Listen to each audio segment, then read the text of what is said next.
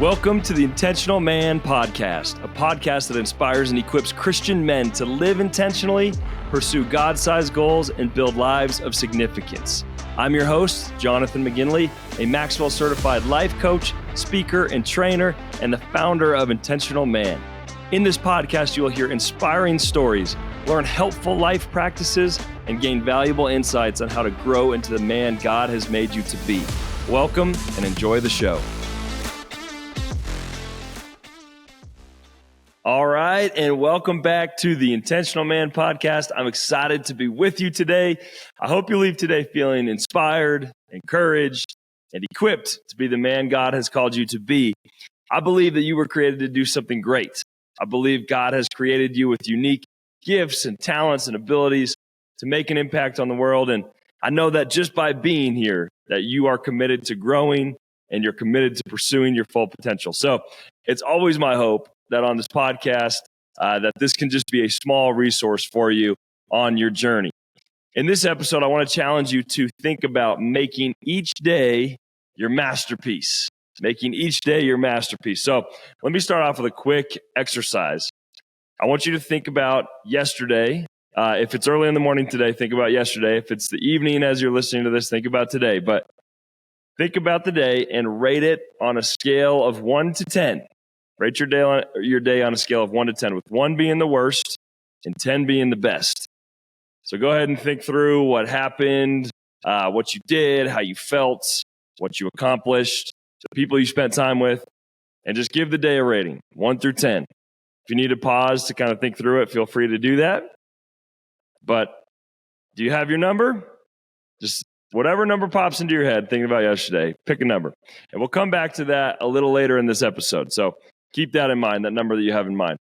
But if I asked you at the start of the day, if you wanted to have a good day, I'm sure your answer would be an emphatic yes, right? Everyone wants to have a good day, but I don't think many people actually know what a good day looks like, or at least how to create a good day. And I think even fewer people understand that the way we live today impacts our tomorrow. I think inherently we know that, but do we consistently live like that's the truth? And John Maxwell has a quote. He says that the secret of your success is determined by your daily agenda. How you live each day is ultimately building the story of your life. Today is all that you got. You can't do anything about the past and the future. And it's very easy to either live in the past or the future, though, right? Instead of living in the present. I heard a story from a legendary coach, John Wooden. And he was the coach at UCLA from 1964 to 1975. And in that time span, they won 10 national championships. This is men's basketball, men's college basketball. They won 7 titles in a row in this stretch. There's only 7 programs in the history of college basketball that have ever even won back-to-back championships. And UCLA is the only one to do it more than once. And in that time frame, they literally won 7 straight.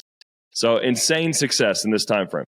But their coach during that span was John Wooden, and he's one of the best coaches of all time in any sport. And during that stretch, he won Coach of the Year 6 different times. And John Wooden, he lived by a 7-point creed that his father had passed down to him. And one of the points was to make each day a masterpiece. And when he was nearing 100 years old, he said, make each day a masterpiece. When you do that, as the weeks and months and years unfold behind you, you'll have the deepest self-satisfaction knowing that your life has really meant something. You will have achieved the most important kind of success, namely becoming the best that you are capable of becoming. You see, John Wooden, he knew that success was determined by your daily agenda. He knew that if you were faithful in the small things, that you would be faithful in the big things. He knew that if you did the right thing day in and day out with excellence, that it would compound into something special. And when his new recruits first came to UCLA, it's funny, the first thing he actually taught them was how to properly put on their socks and their shoes. He would teach them how to pull their socks tight with no folds or wrinkles or creases, and then he would teach them how to tie their shoelaces and put on their jerseys properly. These were the first things that he taught them. And the new recruits, when they'd come in, they thought he was crazy. These are like some of the top recruits in the country, the most highly touted guys, talented. He'd come in, they thought he was crazy, but John Wooden, he knew that how you do anything is ultimately how you do everything. And he knew that if they were excellent in the small things, that it would translate into their play. And he placed a great deal of urgency and importance on every single practice. He expected his players to give 100% every practice because you can never get that practice back. If you only give 75% one day, it's not like you can make up for it and give 125% the next day. It doesn't work like that. Once you've given that amount you can't get it back. Once you've given 75%, you can't go back and give 100. Any day that's wasted is ultimately gone. And this is how he built a program that won 10 championships in 11 years. They made each day their masterpiece. And when he retired, they asked him what he missed the most about basketball. And it wasn't the championships or the fame or the success. He said he missed practice the most because he just loved the process of getting better and actually making each day count and knowing that if you make each day count, that it's going to stack and it's going to stack and it's going to stack. And then ultimately, that's where success comes from. So the key to your success this year and being the man that you want to be and accomplishing the things that you want to accomplish will come down to how you live each day. You can't change your life until you start to change something that you do every single day. To win the day, you have to make each day your masterpiece. So I want to take a journey with you this year to make our days count, to make our lives count, to make a difference in the world, to make it better than it was when we got here, to run the race with perseverance, and to enter into heaven with little regret and little energy left. I just think there's too many good Christian men that are coasting through each day. And I've been there and I continue to be there some days, but I'm passionate about not wasting my life and coasting through each day. There's too many guys that are falling into traps of passivity, distraction, and wasting time. There's too many good Christian men that are standing on the sidelines, watching the game instead of being in the game. Life is too short to waste our days on things that don't matter. Life's too short to coast through life on autopilot. And I think the psalmist knew this when in Psalm 90, he said, "Teach us to number our days that we may gain a heart of wisdom." Teach us to number our days that we may gain a heart of wisdom.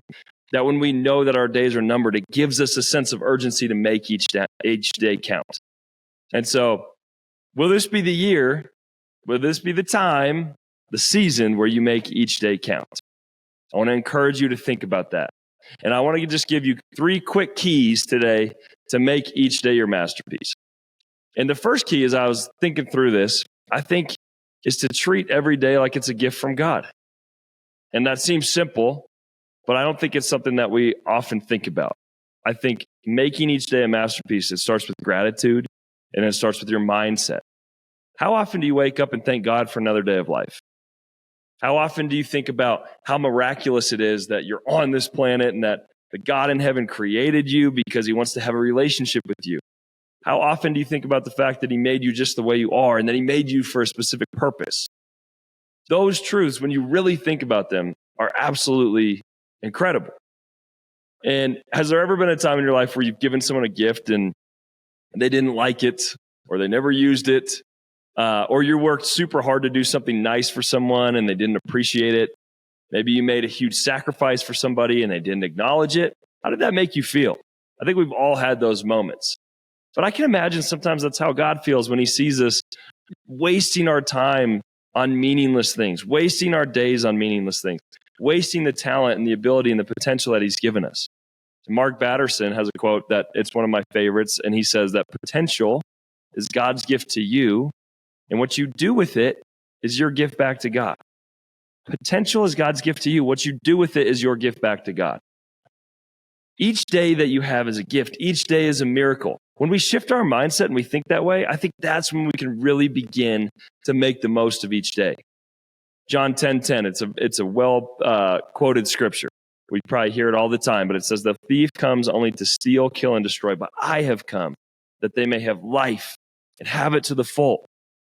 Jesus made the ultimate sacrifice by becoming a man and dying on the cross so that we could have life and have it to the full. And I believe one of the ways that we acknowledge and appreciate that sacrifice is to give him our best day in and day out. The enemy, he wants to distract us. He knows that. I think that's how he's coming to kill, steal, and destroy these days. That by distraction. If he knows if he can get us preoccupied with things that don't matter, that he's robbing us from this life that God has intended, the life that Jesus came for, the life to, the purpose of giving us life to the full. So I want you to just think about that today. How can you start to live with more gratitude for each day? Maybe you write a message of gratitude to God for the life that he's given you, for the days that he's given you. Take time to actually write down a letter back to God, thanking him for time, thanking him for your talents, for your gifts, your abilities. Start to cultivate that practice of waking up with gratitude and just thanking God for each day and making the most of each day. I think that's key number one. The second key is you actually have to define what success is in a day. It's hard to win the day when you don't know what a win looks like. And we're not going to live with urgency until we know exactly why it's so important to make the most out of each day. At the beginning of this episode, I asked you to rate your day on a scale of 1 to 10. So let me ask you now, what was the criteria that you used to rate your day? Was it just based off your emotions for the day? Was it based on what you accomplished? Did you even have criteria for your rating? A lot of times we don't even think about this. When I was first asked this question, I didn't necessarily know the answer to it. But if we don't clearly define what makes a good day, how do we know if we have a good day or not? It's really easy to only base your rating on what you've accomplished that day, right? Like, I think this is our natural tendency as guys, is most of the time we're going to go towards what did we get done? How successful were we with business or our career? But maybe you had a really productive day and knocked a bunch of things off your to-do list. Does that make it successful? Maybe. That could be an element of it. What if you didn't get the things done that you wanted to get done? Does that mean that it was a failure? And I would say it depends. But I want you to also think about your day in terms of the man that you were. Did you impact others? Did you have a good attitude? Did you live with courage and in alignment with your vision and with your values? You could have accomplished everything on your to-do list, but blown off some of your key relationships. Would you classify that as a success? Probably not. So I want you to think about what is important to you and establish a good criteria for what actually is a good day. You should be able to know when your head hits the pillow at night if you made your day a masterpiece. And that criteria should be based on what's most important to you. So think through your priorities, think through the legacy you want to leave, think through how you want to be remembered, think through how you want to make people feel when they're around you. Think about the purpose and the mission that God has given you. Use those things to then kind of deconstruct what a successful day would be. And then the last thing, once you have that definition of success, is to actually establish daily actions that you need to take in order to win the day. So if we don't define the daily actions that we need to take, then our criteria for making each day a masterpiece will just become good intentions. And we have to move from good intentions to intentionality. You can't just cruise through the day and hope to take actions that will help you win the day. Hope is not a good strategy. We have to actually define it. We have to get clear. We have to know the things that we have to do, and then we have to go do them. And if you haven't defined your actions for the day that line up with your priorities, then you're probably not going to make the most of each day. So if success for you, involved gratitude, like I mentioned earlier, maybe an action would be to start each day writing down things that you're grateful for, or to spend 10 minutes in worship and prayer, or to spend however much time in the Word, or to pray before each meeting and each activity, something that gets you centered on gratitude. You see the difference there? If I just say, I want to live with more gratitude, but don't actually define some things and some steps I need to do to make that happen, I'm probably not actually going to live with gratitude. So that's why this step here is so important. So here's my encouragement to you. Take some time the night before.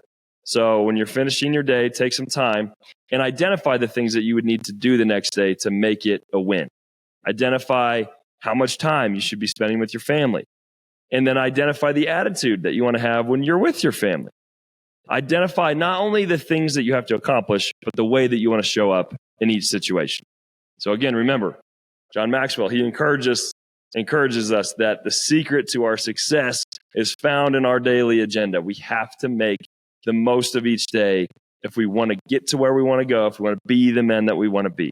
If we don't start living each day with urgency, we're going to end up down the line and realize we have a lot of wasted time and a lot of wasted potential. So to recap those steps, step 1, treat each day like it's a gift from God. Step 2, define what daily success looks like. And step 3, identify the daily actions that you need to take in order to make each day a masterpiece.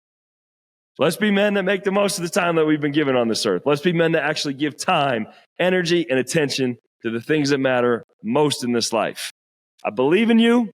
I'm proud of you for being here and for investing in your personal growth. So now go build a life that you're proud of by living intentionally. I'll see you next time. That's all I've got for this episode of the Intentional Man Podcast. One thing that would really help both of us and new potential listeners is for you to share this show with others, post about it on social media, and leave a rating and review. Thanks for joining me today, and until next time, remember to build a life you're proud of by living intentionally.